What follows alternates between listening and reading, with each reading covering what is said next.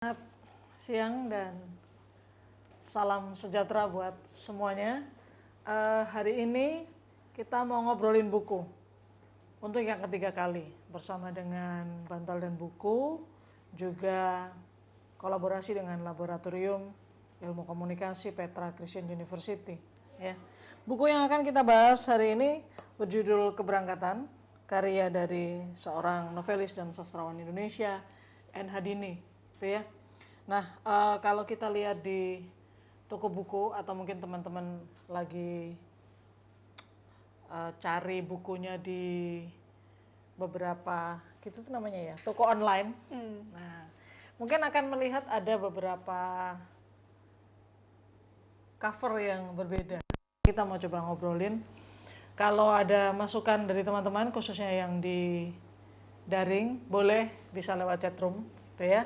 Nah, sekarang saya Fani Lesmana dan hari ini saya ditemani adik ini, Vanessa Febriani, yang lahir di bulan Februari. Gak penting banget ya. Benar. Ya. Jadi kita mau ngobrol-ngobrol dikit tentang buku Keberangkatan. Ya, ini buku ketiga kita ya, Vanessa ya. Benar. Sebelumnya kita pernah ngobrolin buku tentang Namaku Alam. Itu karya Laila Eskudori. Kemudian buku kedua kita kemarin Gadis Kretek. Ya benar. Ya. Latih Kumala. Oh ya, Latih Kumala. Yang nanti kalau di Ubud Writer and Readers Festival harusnya ketemu ya? Harusnya nonton juga ada filmnya. Oh ini ya, ada filmnya ya? Ada kayaknya. Hah? Seriesnya. Seriesnya? 5 series. Lama loh itu. Kayaknya bukunya ada, Miss. Iya, oke. Sekarang kita masuk ke N. Hadini ya. Omong-omong teman-teman, pilihan buku atau novel Keberangkatan untuk dijadikan sebagai bahan obrolan buku itu dari Vanessa. Jadi saya nanya dulu aja ke Vanessa ya, kenapa dia pilih ini buku? Pertama, yang pasti aku itu pingin lihat minatnya remaja zaman sekarang tuh baca buku tuh yang seperti apa. Dan ternyata emang pasar buku yang genrenya romansa itu lebih diminati sama remaja gitu. Dan ini kan aku baca pertama kali di SMA kan. Pertama kali baca itu memang yang kelihatan romansanya aja, yang aku nikmati perjalanannya bagaimana. Tapi setelah 2 kali baca, untuk aku resensi gitu, ternyata konfliknya banyak dan lebih mendalam. Dan kalau dibandingkan sama kisah romansanya, jadi aku lebih tertarik ke konflik yang mau disampaikan di buku ini gitu. Dan aku ngelihat karena isunya itu nggak lekang oleh zaman ya, kan biasa ada buku yang udah ditulis lama terus di sini nggak relevan lagi gitu. Nah buku ini tuh masih relevan, Miss, gitu. Jadi aku pengen sharing aja ke teman-teman, ada nih buku yang genrenya romansa tapi isu sosial politiknya kuat banget gitu. Gitu ya. Oke, kalau kita ngelihat buku ini, kita start dulu dari setting kali ya, setting dari ceritanya sendiri. Kalau menurut Vanessa di sekitaran tahun berapa nih? Yang pasti pasca kemerdekaan. Pasca kemerdekaan ya, karena dikisahkan cukup banyak orang-orang Belanda yang keluar dari Indonesia. Iya, diusir setelah kemerdekaan itu kan. Iya, oke. Dan di awal cerita memang sudah langsung seperti ditunjukkan konflik ya. Bagaimana si tokoh utama itu melepas kepergian keluarganya untuk ikut berangkat ke Belanda, walaupun dia ada keturunan Belandanya ya? Ada, dari mama. Dari mama ya? Oke. Ya, makanya judulnya Keberangkatan itu. Benar. Nah, tapi kemudian apa yang menjadi konflik paling signifikan yang Vanessa rasakan bila dikaitkan dengan judulnya? Yang pasti ada peperangan batin dari tokoh utamanya ini, nama Elisa. Dia kan gadis Indo yang sebenarnya dia itu merasa lebih belong to Indonesia dibandingkan negara asal mamanya itu. Tapi ketika ada masalah percintaan sama cowok pribumi, dia patah hati, lalu dia kembali konflik batin tuh. Apakah benar aku mencintai Indonesia? Apakah karena patah hati ini lalu aku ingin pergi meninggalkan negara ini gitu. Dan ya di akhir kan keberangkatan dia juga gitu pada akhirnya dia berangkat juga ya. Jadi di awal ditunjukkan bahwa dia sudah kayak mati-matian ya, memutuskan untuk tidak akan meninggalkan Indonesia ya. Betul kan ya? Benar, walaupun udah menerima penolakan dari masyarakat gitu kan. Dia tetap kekeh mau stay gitu. Terus kemudian dia akhirnya menemukan cintanya dengan seorang pemuda keturunan Jawa, gitu ya. Tapi at the end apa dia diselingkuhi atau dikhianati gitulah ya. Bener. Sehingga si tokoh utama Elisa ini benar si Vanessa bilang ada konflik gitu ya, ada konflik dalam dirinya. Apakah aku tetap akan menjadi Indonesia atau tetap atau akhirnya jadi berangkat karena masalah cinta. Jadi ternyata masalah cinta ini bisa mengubah beberapa konsep yang tadinya seperti sudah kayak kuat banget gitu ya. Sudah oke, tapi ternyata, nah berarti ini menunjukkan bahwa cinta bisa mengubah segalanya. Waduh, belum merasakan, mungkin bisa. Ya, tapi kan kalau dari buku itu kan sepertinya bisa kita nangkap gitu ya. Bener. Bahwa karena dia patah hati, akhirnya dia mengubah pendiriannya, mengubah keputusannya untuk tidak lagi stay di Indonesia kan gitu.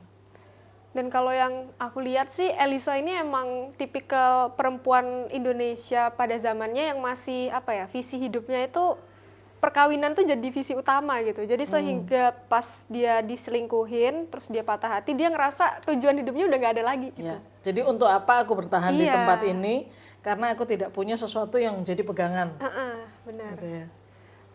Gitu sih. Nah, kalau dikaitkan sama tadi kan Vanessa di depan bilang bahwa buku atau novel ini dianggap cukup relevan, gitu ya. Nah, relevansi yang terlihat nih di mana, Nes?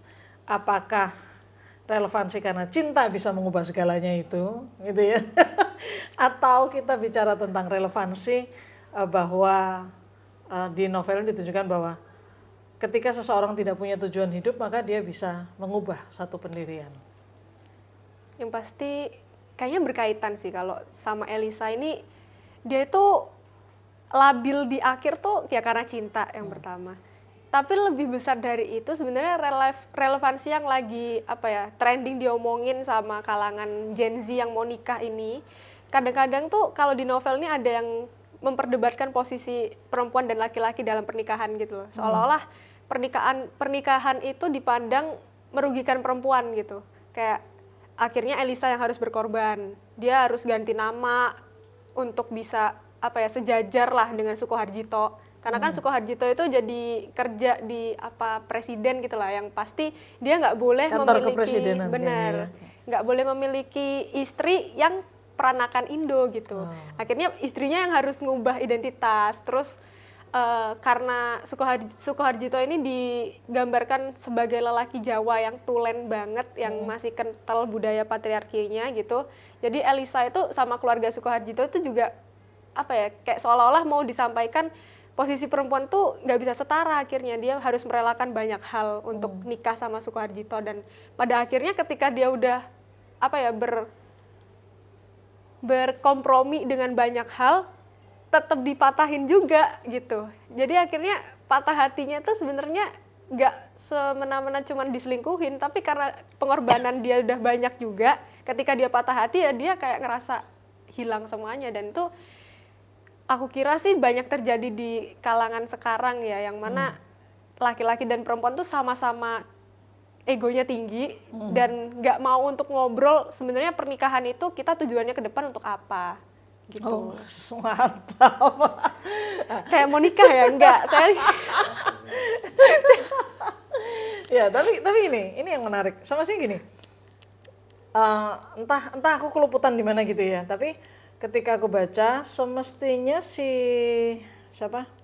Elisa ini ketika si Sukoharjito nikah dengan perempuan lain gitu ya, sepertinya keluarganya tuh nggak tahu. Makanya ketika si bapak datang, maksudnya nemuin Elisa, dia bilang, makanya ibumu nggak mau datang.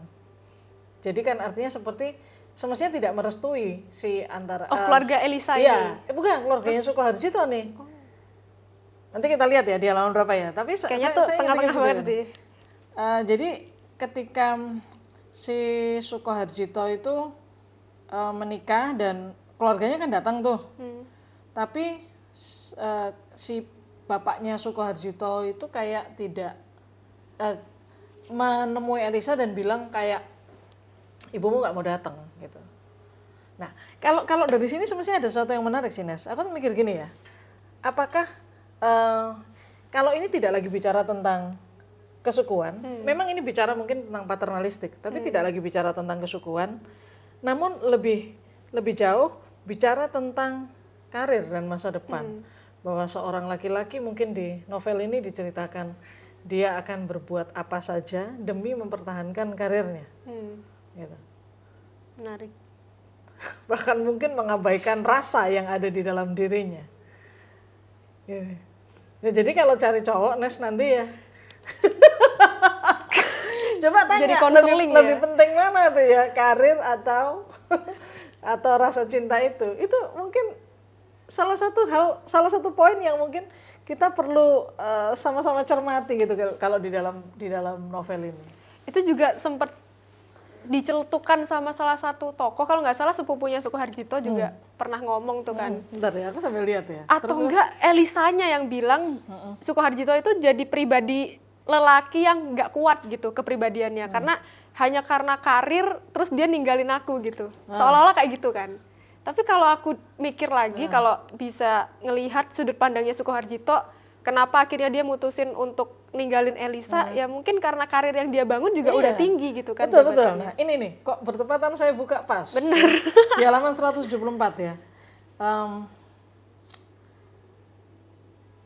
Ini ada kata-kata gini ya. Nah Elisa, kata orang tua itu, tangannya memegang lenganku supaya berhenti. Aku berhenti menurutinya. Saya sama sekali tidak mengetahui urusan ini. Tahu-tahu diminta datang buat melamar. Begitu saja. Betul, Nak. Sebab itulah ibumu tidak mau datang kemari, hanya saya dan adik-adikmu. Nah, ini sih yang ngomong ini sih, dialog ini disampaikan oleh bapaknya Sukoharjito gitu, ya. Terus lanjutannya ada kata begini, di pojok matanya yang kabur kuterka setitik air berkilau dan siap akan jatuh. Aku memalingkan muka, cepat menggumamkan selamat tinggal lalu keluar dari sana. Nah, di sini kan seperti tidak ada urusan yang ada kaitannya dengan patriarki keluarga ya, tapi konteksnya menurut aku lebih pada yaitu mempertahankan karir yang tadi yang Vanessa tadi juga bilang sudah di set dengan sedemikian sudah tinggi posisinya, kan sayang kalau terlepas begitu. Padahal seingatku pertama kali banget kenal itu kan Elisa diajak ke Solo tuh. Terus diajak ketemu sama keluarganya Sukoharjito kan. Tapi pada saat itu mungkin belum dikenalkan sebagai calonnya gitu. Cuman dikenalin ya ini ada temen cewek baru gitu. Dan yang aku ingat di situ emang respon ibunya selalu nggak enak gitu. Ibunya Sukoharjito ini kayak tidak menyambut baik lah kedatangan Elisa itu. Dan mungkin ini relate juga sama yang akhirnya Elisa dilamar ya keluarganya tetap nggak tahu gitu. Karena kan ternyata selama Elisa sama Sukoharjito beberapa bulan tuh kan Sukoharjitonya sudah berjalan sama istrinya yang akhirnya dinikahin. Ini ngelamarnya bukan ngelamar Elisa loh, ngelamar si cewek itu. Oh yang selingkuhannya ini kan? Oh iya ya, aku inget kalau itu. Ingat nggak? Nggak, dia bahkan nggak bilang sama siapa-siapa, bahkan sepupunya aja nggak ngerti kalau punya cewek kan. Betul. Ya sebenarnya sih nggak apa-apa mempertahankan karirnya, tapi ya kalau memang kamu nggak bisa lanjut ya bilang dengan jelas gitu, jangan tiba-tiba kawinnya sama siapa gitu kan. Benar, ya. Ya itu kan konflik yang memang ditawarkan oleh N. Hadini ya ketika dia bicara tentang bagaimana seorang perempuan itu harus menjaga perasaannya, sekaligus menjaga marwahnya, dan kemudian for next step-nya adalah apa keputusan yang harus diambil oleh seorang perempuan itu dalam menata hidupnya. Gitu ya. Yang menarik kan memang N. Hadini sendiri punya background bekerja di Garuda ya, Indonesia Airways yang dia juga sebutkan sebagai settingnya gitu ya. Nah, satu lagi ya, ini mumpung masih ada Ingrid ya, masih ada Miss Ingrid ya. Kita coba ngomongin soal cover deh gitu. Mungkin Miss Ingrid ada bukunya Keberangkatan dengan cover yang berbeda nggak ya? Sejujurnya saya tuh lupa bawa bukunya keluar, karena kan saya lagi keluar. Tapi buku yang kemarin saya beli itu, jadi kalau yang punya kalian itu kan versi paling baru ya? Iya benar. Terbitan paling baru. Nah sebelum itu tuh ada satu lagi yang mana maksudnya 2020-an ini, 2000 berapa ya, terakhir itu 17 atau 19 ya, itu tuh versinya nggak gambar tapi dia lebih ke abstrak. Saya coba cari itu tapi nggak nemu, jadi nggak ada. Nah, saya menemukannya yang paling awal, kayaknya itu cetakan pertama, tulisannya sih cetakan pertama 1977, dan yang saya beli itu buku bekas tapi dalam kondisi masih oke gitu ya. Tidak rusak, cuman ada tulisan sign kepemilikan gitulah. Nah, kalau dari covernya, kalau yang waktu itu tuh saya lupa ya. Iya. Oh ini ya. Ini yang lama lagi, yang Iya, mungkin yang Bu Ingrid. Lanjut silakan. kayaknya lost deh. Ya. Nah, pokoknya yang tahun yang paling kami ngomongnya 1977 gitu lah ya, yang pertama. Nah, kalau dari situ tuh saya waktu buka pertama tuh bukunya udah yang gambar perempuan pakai baju pink kalau nggak salah, backgroundnya hijau. Oh iya ya. Oh iya. Oke, betul. Ya, bener ya. Nah, gitu. Itu tuh ngelihat dari situ, kemudian ada yang Vanes mungkin pinjem dari Perpus. Iya. Lebih baru lagi, habis itu yang tadi saya katakan abstrak, kemudian yang paling baru tuh gambar cewek lagi kan. Ya. Kayaknya memang si covernya ini intinya menekankan pada si tokoh, si siapa namanya? Elisa. Elisa. Nah, benar-benar ditekankan ke si tokohnya, karena kita kan banyak tuh melihat kalau novel-novel lain. Ini contoh ngambil novel lain ya, Amba tuh ditekankan juga gambar si tokohnya. Jadi benar-benar kita, kalau aku ngomong, kalau tadi Fani sama Bu Fani sempat ngomong bahwa ini tuh cerita romansa atau iya sih memang ini cerita romansa, tapi benar-benar dari covernya tuh kita ditunjukin gimana sih seorang Elisa itu gitu. Kita tuh kita ingin disuruh untuk tertarik gitu loh dengan siapa nih yang karakter di covernya ini kayak gitu. Nah, si karakter itu si Elisanya itu. Terus ini kalau nyambungin ke dalam gaya tulisannya ya, dari awal saya senang banget sama tulisannya Enadini ini karena mudah untuk dicerna ya. Baik itu yang buku pertamanya, meskipun beberapa kata itu masih pakai ejaan lama, yang saya sendiri sampai agak kaget kayak, ini apa ya gitu. Oh, sifat itu kalau nggak salah masih sifat apa kalau nggak salah ya.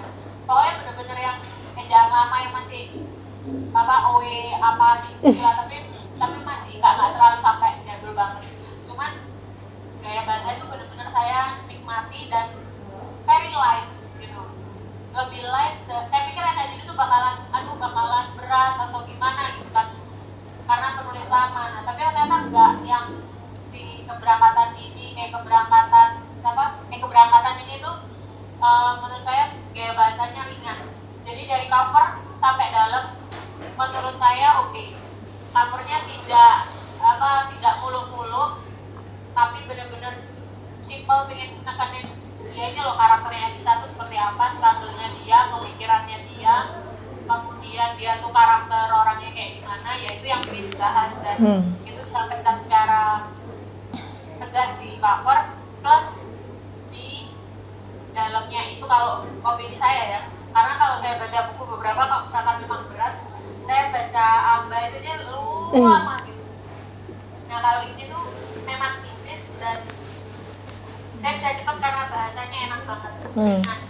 Itu kalau dari saya. Ya. Kalau dari sisi cover ya, tadi aku juga coba nyari ya. Jadi cover yang pertama yang dimaksud itu sepertinya ini ya, gambar perempuan, masuk gak ya? Masuk ke kamera. Ya. Itu dengan, nah yang menarik ini kan semestinya ini justru bukan, kalau dilihat dari backgroundnya, di cover ini backgroundnya ini bukan background Indonesia pasti, iya kan ya. Jadi sepertinya sudah ingin ditunjukkan bahwa si tokoh ini pasti akan berangkat gitu ya. Pasti akan berangkat. Terus kemudian ketika kita lihat yang di yang kamu baca covernya yang mana, Nes? Ini aku pernah baca, tapi yang di perpus tuh yang sebelum ini. Oh, sebelum ini ada lagi? Ada. Bukan yang ini? Warnanya coklat. Oh, coklat ya. Lebih lama lagi berarti? Lebih lama lagi. Oke. Nah, kalau yang ini kan gambar jajaran pesawat ya? Iya. Jadi emang fokusnya emang sudah seperti ya, memang pasti akan berangkat gitu ya.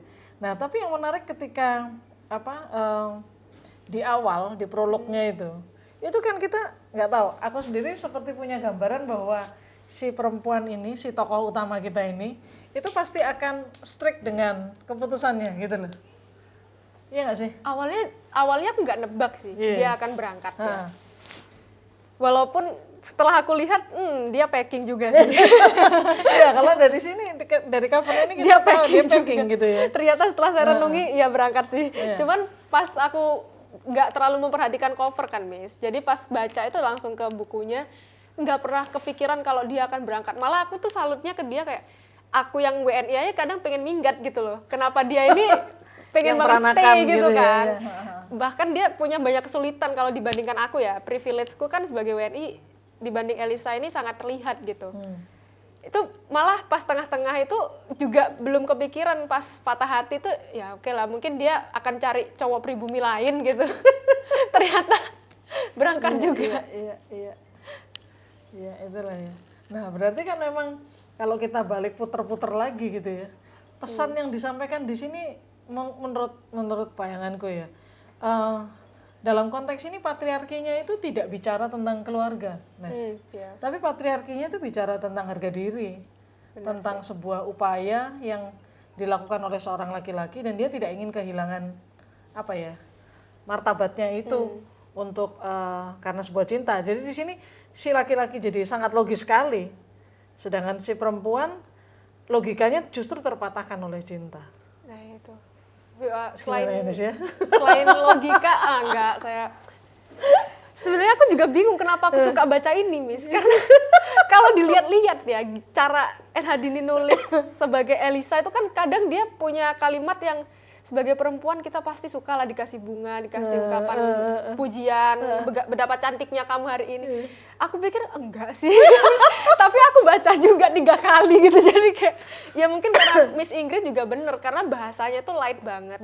Dan menurutku cara dia nulis, kan kalau dibandingin sama Amba itu bahasanya masih berkelit-kelit ya kalau menurutku. Kalau yang ini kan kayak lugas, to the point, dan tapi tetap puitis gitu. Aku sukanya itu. Dan ketika aku ngeliat Elisa, sebenarnya ada beberapa nilai yang mungkin patriarkinya itu malah ditunjukin gimana masyarakat tuh mengkonstruksi gambaran perempuan di patriarki. Kayak misalnya perempuan tuh jadi ngerasa punya nilai kalau ya aku harus rendah diri, aku nggak bisa kayak laki-laki yang bisa memilih cinta, aku harus menunggu, dipingit gitulah. Gitu-gitunya sih yang lebih kelihatan. Soalnya kalau di keluarga ya bener Miss Van sih, karena keluarganya Elisa ini kan lebih matrilineal malah, ya kan? Papanya kan lebih mamanya yang lebih dominan. Bener, gitu sih. Iya. Asik gitu ya. Terus satu lagi yang asik ya, ternyata emang perempuan itu membutuhkan kata cinta.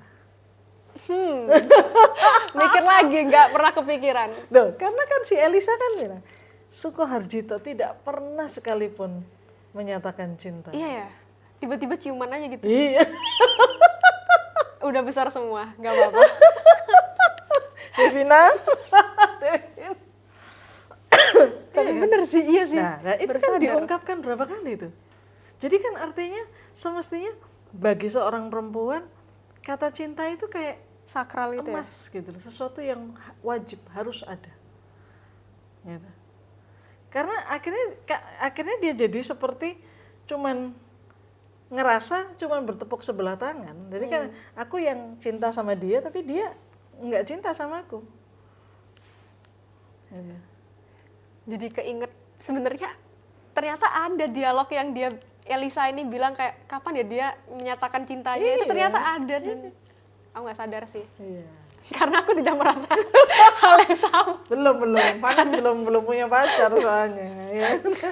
Nanti kalau dia ngerasa ada getaran-getaran khusus sama seseorang pasti mungkin. Tapi lagi-lagi kita akan melihat bahwa penulis perempuan di Indonesia gitu ya, itu masih terjebak di dalam konsep patriarki. Benar. yang tidak bisa kita abaikan gitu ya. Iya.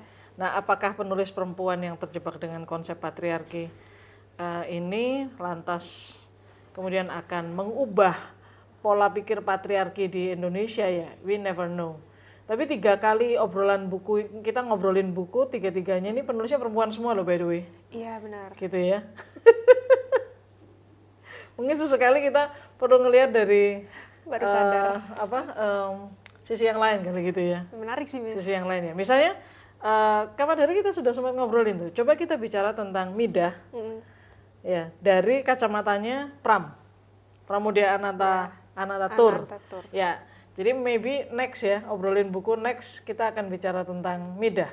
Seorang perempuan dari kacamata Pram dengan setting 1930-an. Iya. Nah, Saya jadi mikir nih. apakah itu masih jadi relevan dengan situasi kita sekarang ini? Ya, saya pikir itu sih ya. Ada lagi Nes, apa lagi yang mau kamu sampaikan dengan setelah membaca? Devina sempat baca bukunya nggak, Dev? Nggak selesai. Kalau selesai mungkin saya kaget.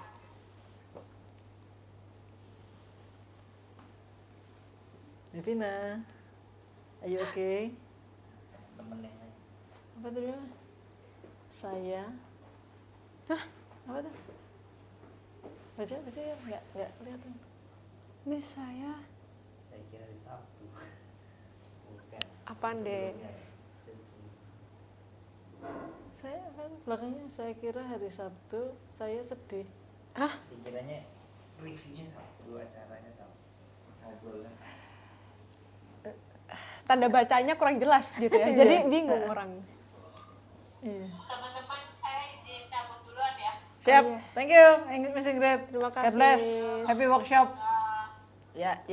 Ya mungkin sambil nunggu Devina, Miss. Karena Iya. tadi Miss Van sempat mention Iya. gambaran perempuan dari kacamata Pram ya. Nah, Saya tuh yang paling mencolok sih dari buku series perempuannya yang Larasati, Larasati, Gadis iya. Pantai. Iya. Gadis Pantai, segadis-gadisnya dia, tapi Pram itu selalu ingin menonjolkan sisi perempuan yang merdeka.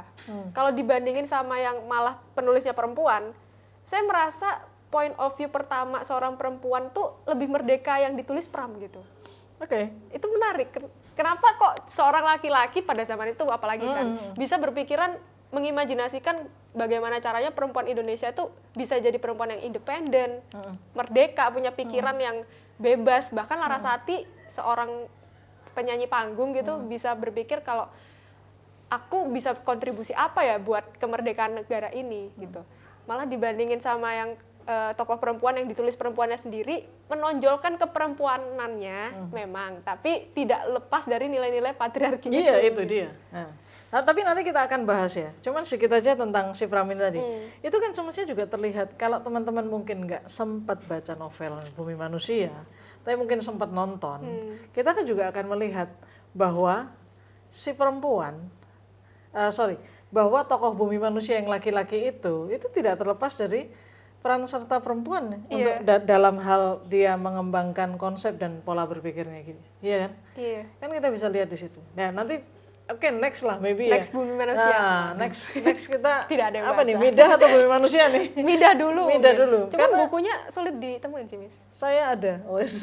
Saya ada dikasih seseorang, cuman kayaknya tidak ori.